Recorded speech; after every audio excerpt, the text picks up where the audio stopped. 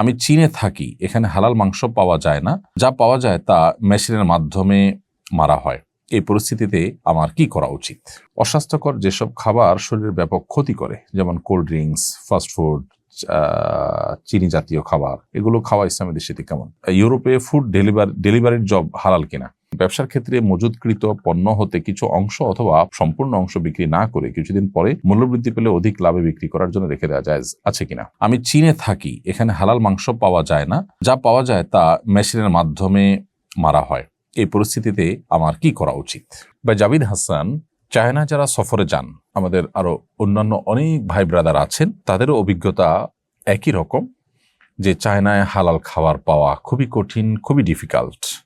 আমি জানি না চায়না যারা থাকেন সেখানে মুসলমানদের আনাগোনা, মুসলমানদের উঠা বসা, এরকম এলাকাগুলোতে হালাল ফুডের বিজনেস অন্তত ব্যবসায়িক উদ্দেশ্যে না হলেও দিনই কারণে সেটার পরিমাণ বাড়ানোর চিন্তা কেউ করছেন কিনা। যদি না করে থাকেন তাহলে এটি আমার মনে হয় করা দরকার। কিছু কিছু হালাল ফুডের দোকান বা হোটেল তো অবশ্যই আছে, আমি জানি, কিন্তু এর পরিমাণটা কিভাবে বাড়ানো যায়, বিশেষ করে সুপার শপগুলোতে আপনার প্যাকেটজাত হালাল খাবার এটা কিভাবে সরবরাহ করা যায়, এটা নিয়ে আমার মনে হয় ভাবাটা এটা দিন প্রচারের কাজ, দাওয়াতের কাজের অংশ। সেই সাথে আপনার প্রশ্ন উত্তরে বলতে চাই, হালাল যদি খাবার না পাওয়া যায়, হালাল গোশত যদি পাওয়া না যায়, তাহলে সেক্ষেত্রে আপনি গোশত অ্যাভয়েড করবেন। আপনি চাল এবং সবজি, চাল এবং ফিশ যদি সেরকম থাকে সেটা, আর না হলে শুকনা খাবার যেগুলো হালাল সেগুলোর উপর আপনাকে নির্ভর করতে হবে, ফলমূল খেয়ে থাকতে হবে। যে সমস্ত এলাকাতে এরকম হালাল খাবারের ক্রাইসিস আছে সেখানে আপনাকে কষ্ট করে নিজে রান্না করে কিংবা যে কোনো মূল্যে হালাল খাবারের উপর নির্ভর করে আপনাকে থাকতে হবে, কষ্ট যতই হোক না কেন। এক্ষেত্রে বিভিন্ন চেইন শপের যে সমস্ত চিকেন ফ্রাই ইত্যাদি পাওয়া যায় সেগুলো হালাল নয় সেখানে, কারণ সেখানে আসলে মুসলমানদের সংখ্যা খুব কম হওয়ার কারণে হালাল ফুড, হালাল খাবারের সেই কমিটমেন্ট চেইন শপগুলো, অর্থাৎ আন্তর্জাতিক যে চেইন শপগুলো আছে সেগুলোর কথা আমি বলছি, সেগুলো সাধারণত তারা মেনটেন করে না, যার কারণে সেটা খাওয়া কিন্তু জায়েজ হবে না। অতএব মেশিনের মাধ্যমে কোনো প্রাণী যদি হত্যা করা হয় তাহলে সেক্ষেত্রে সেটা তো হালাল নয়, সেটা হারাম।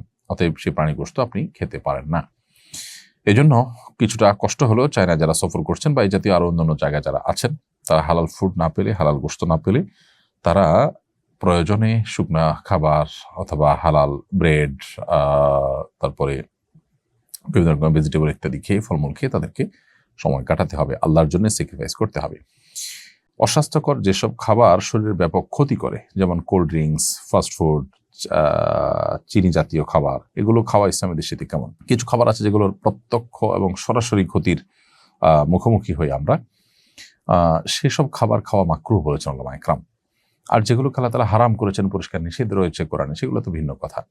কোরআন সুন্নাহ পরিষ্কার নিষিদ্ধ থাকলে সেগুলোতে খাওয়া নিষেধই, কিন্তু যেগুলোর পরে সরাসরি নিষেধাজ্ঞা নাই কিন্তু সেগুলো খেলে আমাদের ক্ষতি সাধন হবে। ধরা যাক আপনি একটা খাবার একটু দুর্গন্ধযুক্ত হয়ে গেছে, কিছুটা নষ্ট হয়েছে, এটা খেলে আপনার এখন পেট খারাপ হতে পারে, তাহলে আপনার জন্য এটা খাওয়া মাকরুহ।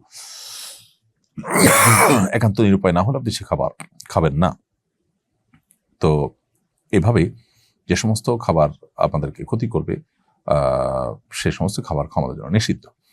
তবে যেগুলোর ক্ষতিটা একেবারে তাৎক্ষণিক বা প্রত্যক্ষভাবে নয়, বরং পরোক্ষভাবে মানে ধীরে ধীরে ক্ষতি সাধন করে, সে সমস্ত খাবারের মধ্যে ভালো মন্দ যদি দুই দিকই থাকে, তাহলে সেক্ষেত্রে সে সমস্ত খাবার খাওয়া জায়েজ হলো, সেগুলো অ্যাভয়েড করা উত্তম।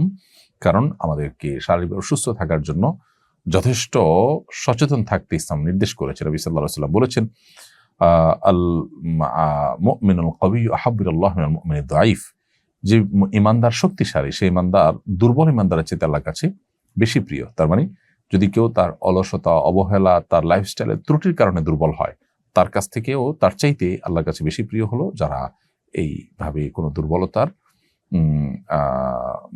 সুযোগ দেননি, অর্থাৎ নিজেদেরকে শক্তি এবং সমর্থবান রেখেছেন, শক্ত এবং সমর্থবান রেখেছেন। হ্যাঁ, কেউ এমনিতেই চেষ্টা করার পরও তিনি দুর্বল, অসুস্থ, তো এখানে তার ইচ্ছার বাইরে যদি হয় তাহলে তিনি এর মধ্যে পড়বেন না।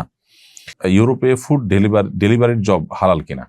ইউরোপে ফুড ডেলিভারির জব যদি আপনি করেন সেটা হালাল হতে পারে যদি হালাল ফুড হয়, কিন্তু আমি জানি সেখানে হালাল ফুডের চাইতে হারামের পরিমাণ বেশি থাকে। প্রত্যেকটা ফুড আইটেমের সাথে বা প্রত্যেকটা ফুড ডেলিভারিতেই আপনার মাদকের ডেলিভারির ব্যাপারটা চলে আসে। শুকর সহ অন্যান্য হারাম তো থাকেই। তো যেটা হারাম সেটা খাদ্য গ্রহণ করা বা পান করা যেরকম হারাম, সেটার জন্য আপনি ডেলিভারি ম্যান হিসাবে সহযোগিতা যে করলেন সেটাও কিন্তু হারাম হিসাবে গণ্য হবে। ব্যবসার ক্ষেত্রে মজুদকৃত পণ্য হতে কিছু অংশ অথবা সম্পূর্ণ অংশ বিক্রি না করে কিছুদিন পরে মূল্যবৃদ্ধি পেলে অধিক লাভে বিক্রি করার জন্য রেখে দেওয়া জায়েজ আছে কিনা? যদি এতে বাজারে কোনো ক্রাইসিস সৃষ্টি না হয়, ক্রাইসিস সৃষ্টি করার উদ্দেশ্য না হয়, তাহলে এটা জায়েজ আছে।